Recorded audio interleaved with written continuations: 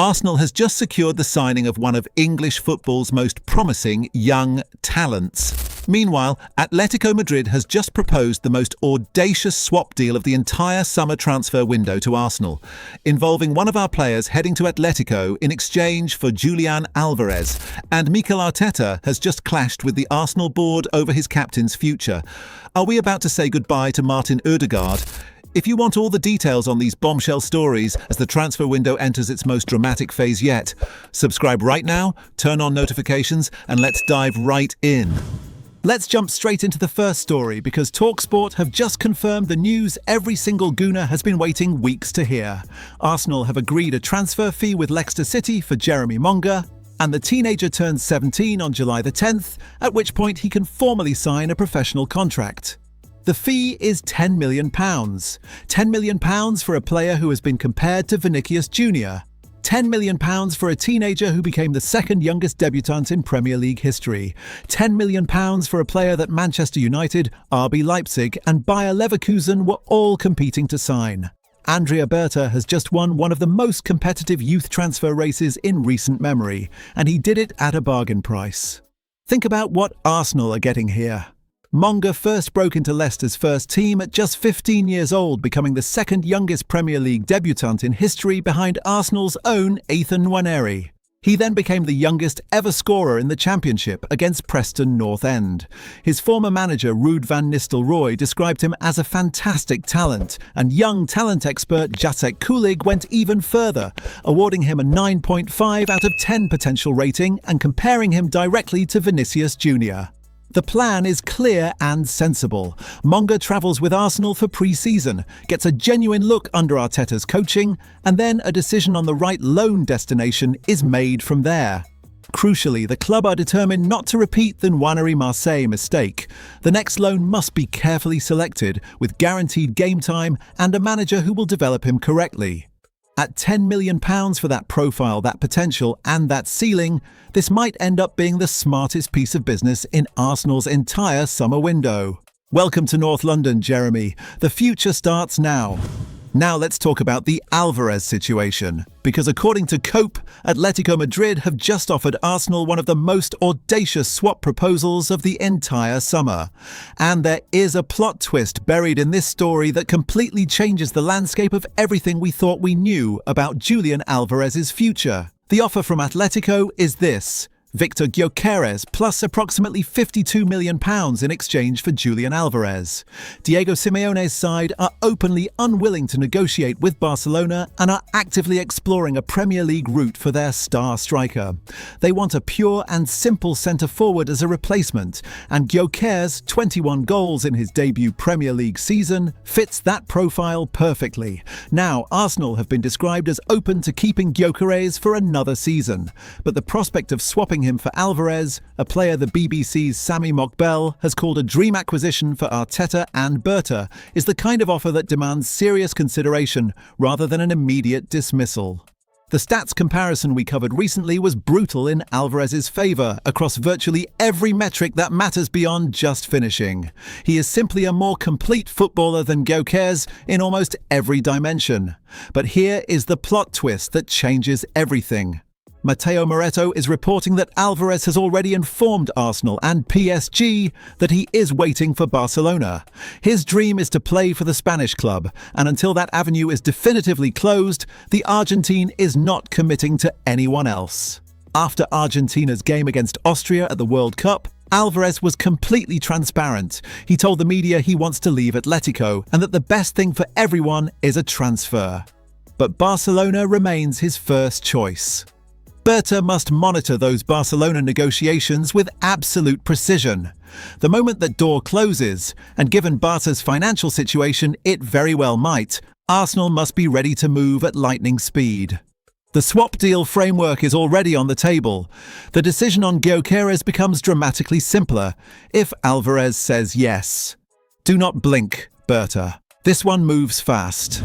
Now let's talk about the story that reveals exactly how complex and layered Arsenal's summer has become internally, because according to TalkSport's Matt Very, Mikel Arteta is directly at odds with elements of the Arsenal hierarchy over the future of his own captain, Martin Odegaard.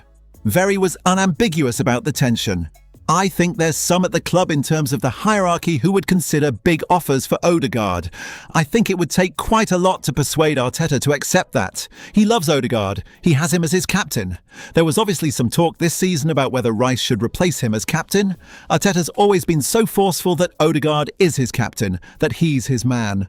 And you can understand both sides of this argument completely. The board's position is logical and financially ruthless. Odegaard enters the final 2 years of his contract this summer. His performances last season were hampered by injury and did not consistently match the level expected of a player of his status. And with Morgan Rogers arriving to play as a number 10, the Norwegian's path to regular starts becomes significantly more complicated. Cash in now at £54 million while the value is still there. Arteta's position is equally understandable. Odegaard is his captain, the man who lifted the Premier League trophy, the player who changed the entire culture at Arsenal when the club desperately needed leadership and creativity. You do not sell that kind of figure lightly, and at the World Cup, Odegaard has already produced a brilliant performance against Senegal that will only remind everyone of his quality when fully fit and firing. But here is the financial reality that cannot be ignored. Alvarez is set to cost over £130 million. Financing a deal of that magnitude without significant player sales is extremely difficult. Odegaard at £54 million is a meaningful contribution to that war chest. The board can see the arithmetic clearly. The question is whether Arteta can be persuaded. Right now, that conversation is very much unresolved, and how it ends could define Arsenal's entire summer. Now let's round things off with a story that is going to genuinely divide the Gooner fanbase, because Paul Merson has just issued a direct warning to Arsenal about signing Morgan Rogers, and as much as it might hurt to admit it, his reasoning deserves a proper hearing. Speaking to the Metro, Merson did not hold back. You have to be careful with that one. If Odegaard plays to his best ability, and Morgan Rogers does, there can't be that much between them, surely. It's only because at the moment Odegaard's not playing as well, but Odegaard's still young. He's a top player, so for me it's one of those situations where I'd be careful. Now most Gooners will immediately push back on this, and understandably so. Rogers at his best this season produced 14 goals and 12 assists for Aston Villa. He is Premier League proven, physically dominant, versatile across multiple attacking positions, and he has already made it clear he wants to come to Arsenal above any other club. Fabrizio Romano called him a top player. The player himself expects to sign. Declan Rice is working on him in the England camp. The momentum behind this deal is enormous, but Merson's underlying point is not without merit. If Odegaard stays, and as we just covered, Arteta is fighting hard to keep him, then Arsenal would have Odegaard, Rogers and AZ all competing for the number 10 position. That is an extraordinary luxury, but it also creates a genuine selection headache that someone in that group will feel deeply and personally. The counter-argument, however, is the stronger one. Rogers is a bigger goal threat than Odegaard right now. He is younger. He is physically more imposing. And in an era where modern football demands the number 10 to contribute goals as much as assists, Rogers represents the evolution of that position at Arsenal. Merson is right to urge caution, but the right caution here is making sure the squad is managed intelligently, not avoiding the signing altogether. Get Rogers. Manage the situation. The squad depth that creates is exactly what Champions League winners need. Now I want to hear from you. Are you buzzing about the Monga deal finally being agreed at £10 million? Would you accept the Atletico swap deal, Gyökeres plus cash for Alvarez? Who do you side with in the Odegaard standoff, Arteta or the board? And does Merson's Rogers warning make you think twice, or is that deal a complete no-brainer? Drop everything in the comments right now. I read every single one, and your debates are always absolutely electric. Let's build this summer together. And if you want every Arsenal update as we push to bring that Champions League trophy to the Emirates, hit that subscribe button immediately.